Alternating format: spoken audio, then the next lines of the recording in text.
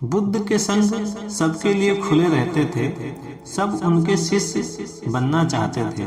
कुछ लोगों को तो बुद्ध सीधे अपने संघ में शामिल कर लेते थे, तो कुछ लोगों को कहते थे तुम एक दिन रात के लिए शमशान में जाकर रहो।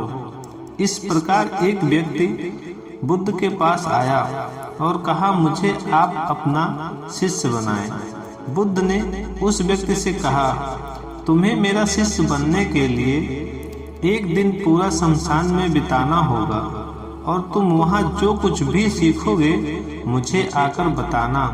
उसके बाद तुम संघ में शामिल हो पाओगे। वो व्यक्ति ये सुन घबरा गया। उसने बुद्ध से कहा, दिन में तो ठीक है, लेकिन रात में शमशान में रहना खतरनाक है। बुद्ध ने कहा, कैसा खतरा? व्यक्ति ने कहा, वहाँ भूत प्रेत होंगे, वो मुझे पकड़ लेंगे। बुद्ध ने कहा, क्या तुमने भूत प्रेत देखे हैं? व्यक्ति ने कहा, नहीं, पर मैंने सुना है और कुछ लोगों को देखा है जिसमें भूत आ जाते हैं, वे अजीब अजीब हरकत करते हैं। तब बुद्ध ने कहा, तो तुम्हारे पास सुनहरा अवसर है ये जानने का कि भूत प्रेत होते हैं या नहीं। तुम वहाँ एक दिन और एक रात गुजारो, फिर विश्लेषण करके बताना कि भूत प्रेत होते हैं या नहीं। अगर तुम्हें वो मिल गए तो तुम उनका विश्लेषण करना कि वो कैसे होते हैं, और अगर नहीं मिले तो तुम ये भी जान जाओगे कि वो नहीं होते हैं। तुम घबराना मत, वहाँ जो भी घटना होगी तुम उसे आकर बताना। व्यक्ति ने कहा, ठीक है गुरुदेव, अगर आप कहते हैं तो मैं एक दिन और रात शमशान में गुजार लूंगा। बुद्ध ने कहा, ठीक है, अभी तुम आश्रम में आराम करो और कल सुबह ही शमशान के लिए निकल जाना। बुद्ध ने अपने 4 शिष्यों को कहा, ये व्यक्ति कल शमशान जाएगा, तुम उनके पीछे जाना और उस पर नजर रखना, उसका ध्यान रखना, पर याद रहे उसे ये बात पता ना चले कि तुम उसके पीछे गए हो। अगले ही दिन वह व्यक्ति बुद्ध के पास गया और जैसा आपने कहा था मैं शमशान के लिए निकल रहा हूँ। बुद्ध ने उस व्यक्ति से कहा, ठीक है, अब तुम जा सकते हो। वो व्यक्ति शमशान गया। अगले दिन वो व्यक्ति बुद्ध के पास आया।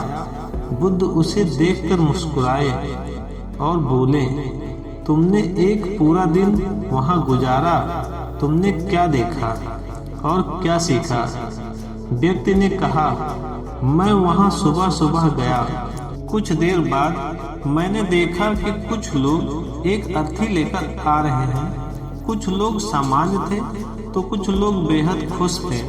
वह कह रहे थे कि उस व्यक्ति ने अच्छे कर्म किए हैं, ये बहुत ही किस्मत वाला है। उस बुजुर्ग के बेटे ने अपने पिता की चिता को आग दी। वो कुछ देर वहाँ खड़े रहे। उसके बाद एक एक करके सब लोग जाने लगे।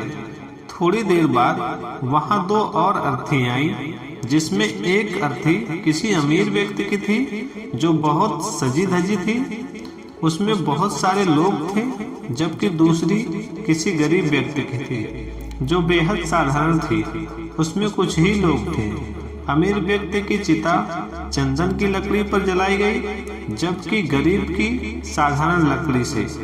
पहले अमीर व्यक्ति की चिता को जलाया गया क्योंकि वह अमीर था, जबकि बाद में गरीब की। थोड़ी देर बाद दोनों व्यक्ति की चिता को जला दिया गया। उसके बाद वहां से सभी लोग चले गए, लेकिन मैं वहीं खड़े उसे देखता रहा। बुद्ध ने कहा, तुमने उसकी चिता को देखा, क्या समझा? व्यक्ति ने कहा, बुद्ध, दोनों की चिता एक समान थी। दोनों का शरीर उस चिता में जल भी एक समान रहे थे। उसके बाद दोनों जल गए। अंतिम में जो बचा वो भी एक जैसा ही था, उसमें कुछ अलग नहीं था। हे बुद्ध, उसके बाद वहाँ एक स्त्री की अर्थी आई। उस स्त्री का पति बेहद दुखी था और वहाँ आए सभी लोग भी काफी दुखी थे। वो सभी लोग उसके पति को सांत्वना दे रहे थे। हे बुद्ध, उसमें मैंने देखा कि बहुत लोग काफी ज्ञानी थे। वो ज्ञान की बातें कर रहे थे। वो सब महाज्ञानी कह रहे थे कि यहाँ तो एक दिन सबको आना है। जीवन में ज्ञानता और परोपकार से जीना चाहिए। किसी को भी कष्ट नहीं देना चाहिए। धन के पीछे हमेशा भागकर कुछ नहीं होता। अंतिम में हम सबको एक दिन शमशान में ही जाना है।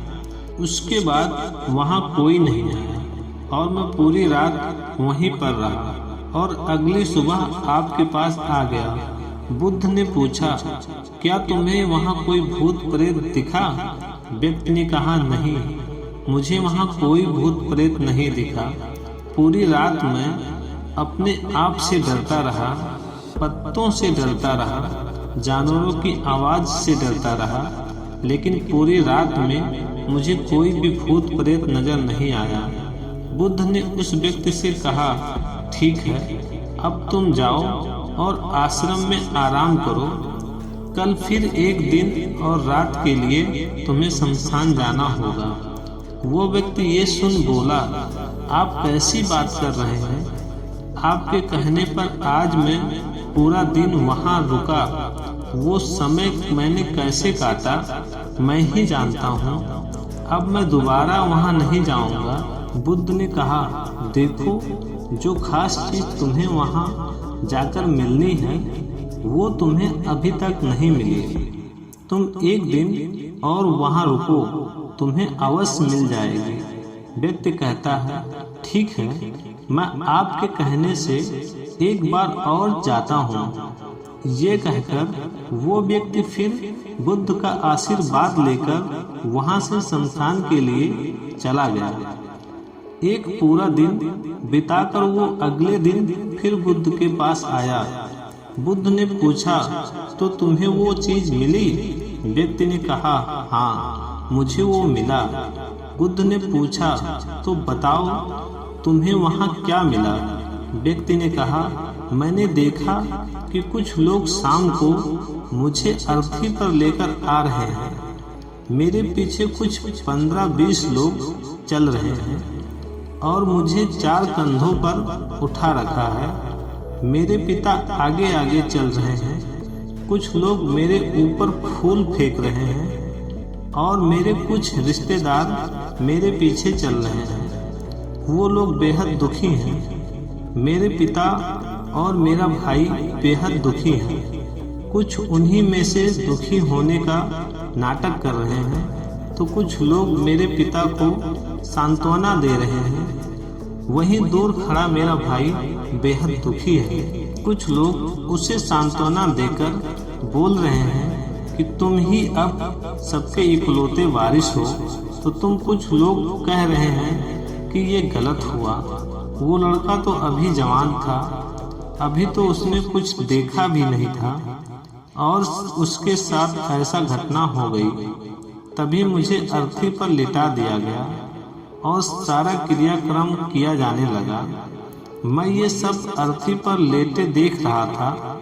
मैं उस अर्थी से उठना चाहा, लेकिन मैं उठ नहीं सका। मैं सांस लेना चाहता था, लेकिन मैं सांस नहीं ले पा रहा था, क्योंकि मेरे अंदर सांस नहीं थी। मैं अपने पिता को गले लगाना चाहता था, लेकिन मैं उठ नहीं सकता था। मैं अपने भाई को गले लगाना चाहता था, उसे कहना चाहता था कि तुम माता पिता का ध्यान रखना, लेकिन मैं बस लेटा देख रहा था, कुछ नहीं कर सकता था। उसके बाद मेरी चिता पर लकड़ियां सजाई जा रही थी। मेरा मुंह भी ढक दिया गया था। मुझे अब उस चादर के पार कुछ दिखाई नहीं दे रहा था। फिर उसके बाद मुझे गर्मी महसूस होने लगी। फिर मैंने देखा कि मुझे जलाया जा रहा है। मेरे हाथ पैर चलने लगे, मेरी हड्डियां, खाल सब जलने लगा था। धीरे धीरे अग्नि और ज्यादा बढ़ गई। मैं वहां से उठना चाहता था, मेरा दम घुट रहा था। मैं सांस लेना चाहता था, लेकिन मैं ऐसा कुछ नहीं कर पा रहा था। मैं उस अग्नि में पूरी तरह खो गया। मैं पूरी रात खुद को ऐसे ही जलते देख रहा। मैंने देखा कि अंतिम रूप से मेरे पास केवल मेरी राख ही बची हुई। उस पूरी रात ना तो मैं डरा और ना ही मुझे डरने का एहसास हुआ। पता नहीं कहाँ मेरी पूरी रात खोई हुई थी और सुबह होते ही मैं आपके पास आ गया। बुद्ध मुस्कुराए और बोले कि अब तुम संघ में शामिल हो सकते हो और वास्तव में ध्यान और ज्ञान होने के लिए ध्यान का बीज अंदर होना जरूरी है।